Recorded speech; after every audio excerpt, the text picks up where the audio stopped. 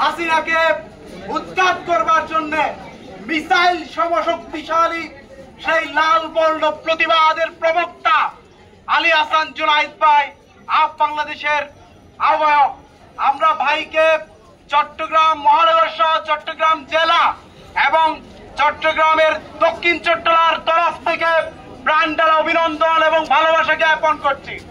প্রিয় উপস্থিতি, আপনাদেরকে বলছি সামনের পথ আরো কঠিন, ইস্পাত কঠিন হবে। আপনাদেরকে প্রস্তুত থাকতে হবে।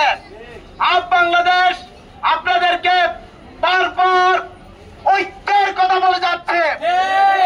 আপনার সংঘবদ্ধভাবে ফ্যাসিস্টকে রুখে দিতে হবে। সুতরাং আমরা বলছি, বাংলাদেশে কখনো যদি হাসিনার রূপ ধারণ করে দ্বিতীয়বার কখনো ফ্যাসিজম জন্ম নেয়, আমরা সেই 24 ঘন্টা আবার বাংলাদেশকে স্বাধীন করব। সুতরাং আমার প্ল্যাটফর্মের প্রধানতম অভিভাবক আহ্বায়ক সাহেব যখন বক্তব্য রাখেন, ওখানে আমি বক্তব্য রাখাটা আসলেই সুন্দর নয়।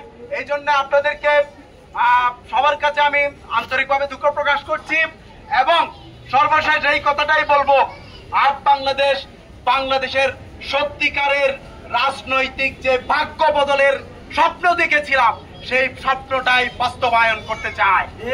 সুতরাং ইউনাইটেড পিপলস বাংলাদেশের সাথে আপনারা ভালোবাসা রাখবেন এবং আপনারা আমাদের সাথে কাজ করে সুন্দর একটি বাংলাদেশ গঠনে ভূমিকা রাখবেন বলে আশা করি।